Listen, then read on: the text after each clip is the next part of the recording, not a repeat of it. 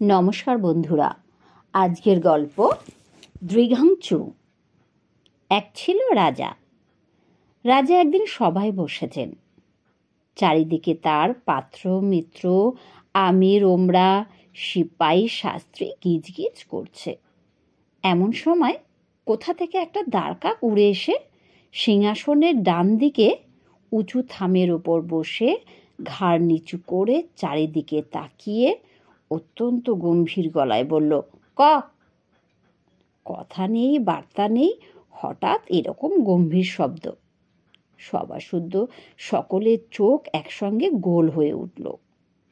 সকলে একেবারে একসঙ্গে হাঁ করে রইল। মন্ত্রী একতাড়া কাগজ নিয়ে কি যেন বোঝাতে যাচ্ছিলেন। হঠাৎ বক্তৃতার খেই হারিয়ে তিনি বোকার মতো তাকিয়ে রইলেন। দরজার কাছে একটি ছেলে বসেছিল। সে হঠাৎ ভ্যাঁ ভ্যাঁ করে কেঁদে উঠল। যে লোকটা চামর দোলাচ্ছিল, চামরটা তার হাত থেকে ঠাঁই করে রাজার মাথার উপর পড়ে গেল। রাজামশাইয়ের চোখে ঘুম ঢুলে আসছিল। তিনি হঠাৎ জেগে উঠেই বললেন, জল্লাদ ডাকো। বলতেই জল্লাদ এসে হাজির। রাজামশাই বললেন, মাথা কেটে ফেলো। সর্বনাশ! কার মাথা কাটতে বলে? সকলে সব ভয়ে ভয়ে নিজের নিজের মাথায় হাত বুলোতে লাগলো। রাজামশাই খানিকক্ষণ ঝিমিয়ে আবার তাকিয়ে বললেন, কই মাথা কই? জল্লাদ বেচারা হাত জোর করে বলল, আজ্ঞে মহারাজ, কার মাথা? রাজা বললেন, বেটা গোমুখ্য কোথাকার, কার মাথা কি রে? ওই যে বিটকেল শব্দ করেছিল যে, তার মাথা। শুনে সভাসুদ্ধ সকলে হাঁপ ছেড়ে এমন ভয়ানক নিঃশ্বাস ফেলল যে কাকটা হঠাৎ ধরপড় করে সেখান থেকে উড়ে পালালো। তখন মন্ত্রীমশাই রাজাকে বুঝিয়ে বললেন যে ওই কাকটাই ওরকম আওয়াজ করছিল। তখন রাজামশাই বললেন, ডাকো পণ্ডিত সবার যত পণ্ডিত, সবাইকে ডাকো। হুকুম পাওয়া মাত্র 5 মিনিটের মধ্যে রাজ্যের যত পণ্ডিত সবাই এসে হাজির হলেন। তখন রাজামশাই পণ্ডিতদের জিজ্ঞাসা করলেন, এই যে একটা কাক এসে আমার সবার মধ্যে আওয়াজ করে গোল বাঁধিয়ে গেল, এর কারণ কিছু বলতে পারো? কাক আওয়াজ করলো, তার আবার কারণ কি? পণ্ডিতরা সকলেই মুখ চাওয়াচাই করতে লাগলেন। একজন ছোকরা তখন খানিকক্ষণ কাচুমুচু করে জবাব দিল, আজ্ঞে বোধহয় তার খিদে পেয়েছিল। রাজামশাই বললেন, তোমার যেমন বুদ্ধি, খিদে পেয়েছিল তা সবার মধ্যে আসতে যাবে কেন? এখানে কি মুড়ি মুড়কি বিক্রি হয়? মন্ত্রী, ওকে বিদায় করে দাও। সকলে মহাতম্বি করে বললেন, হ্যাঁ হ্যাঁ, ঠিক ঠিক, ওকে বিদায় করুন। আরেকজন পণ্ডিত বললেন, মহারাজ, কার্য থাকলেই তার একটা কারণ আছে। বৃষ্টি হলেই বুঝবে মেঘ আছে, আলো দেখলেই বুঝবে প্রদীপ আছে। সুতরাং 22 পক্ষীর কণ্ঠ নির্গত এই অপরূপ ধ্বনিরূপ কার্যে নিশ্চয়ই কোনো কারণ থাকবে, এতে আশ্চর্য কি? রাজা বললেন, আশ্চর্য এই যে তোমার মতো মোটা বুদ্ধি লোকেও এই রকম আবল তাবল বকে, মোটা মাইনে নেয়। মন্ত্রী, আজ থেকে এর মায়না বন্ধ করো। অমনি সকলে হাঁ হাঁ করে উঠলেন, মায়না বন্ধ করো। দুই পণ্ডিতের এরকম দুর্দশা দেখে সবাই কেমন ঘাবড়ে গেল। মিনিটের পর মিনিট যায়, কেউ আর কথা কয় না। তখন রাজামশাই দস্তুর মতো খেপে গেলেন।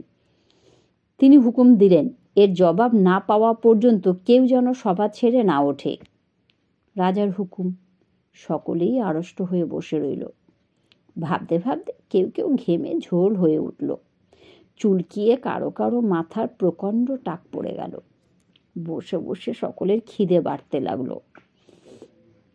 রাজামশাইয়েরও খিদে নেই, বিশ্রাম নেই, তিনি বসে বসে ঝিমোতে লাগলেন। সকলে যখন হতাশ হয়ে এসেছে আর মনে মনে পণ্ডিতদের মূর্খ অপদার্থ নিষ্কর্মা বলে গাল দিচ্ছে, এমন সময় রোগা শুটকো একটা লোক হঠাৎ বিকট চিৎকার করে সবার মাঝখানে পড়ে গেল।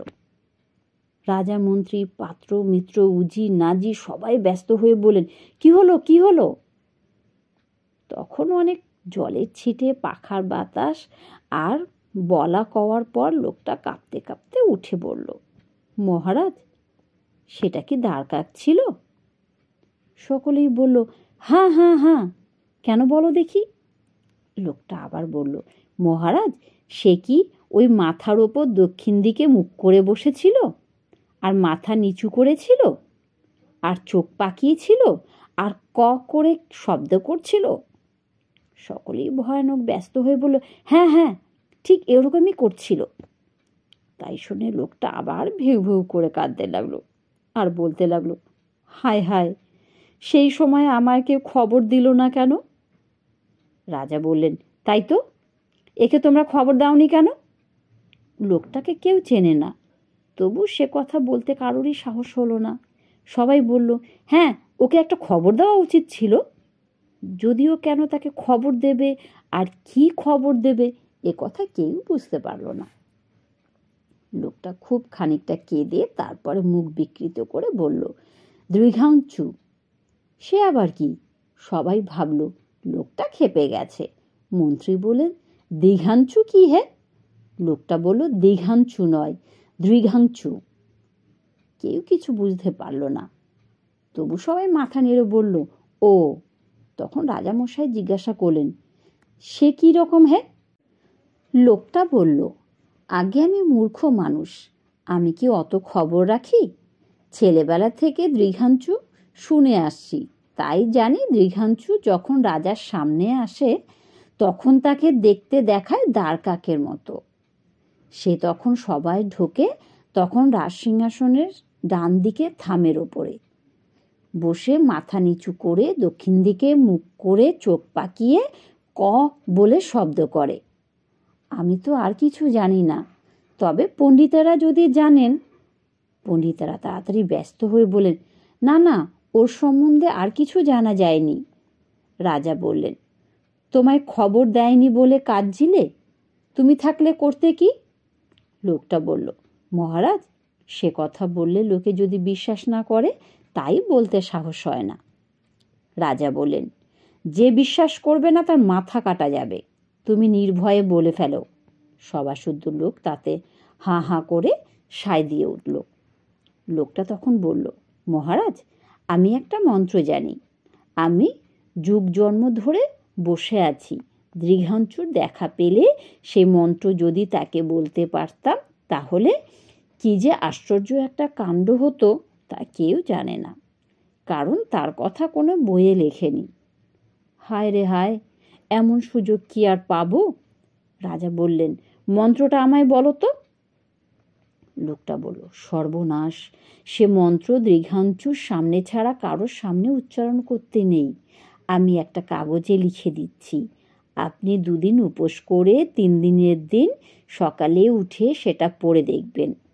আপনার সামনে দ্বারকাক দেখলে আপনি তাকে মন্ত্রটা শোনাতে পারেন, কিন্তু খবরদার আর কেউ যেন তা না শোনে, কারণ দ্বারকাক যদি দৃঘাঞ্চু না হয় আর তাকে মন্ত্র বলতে গিয়ে অন্য লোকে শুনে ফেলে, তাহলেই সর্বনাশ। তখন সভা ভঙ্গ হলো। সবার সকলে এতক্ষণ হাঁ করে শুনছিল, তারা হাঁপ ছেড়ে বাঁচল। সকলে দৃঘাঞ্চুর কথা, মন্ত্রের কথা, আশ্চর্য ফল পাওয়ার কথা বলা বলি করতে করতে বাড়ি চলে গেল।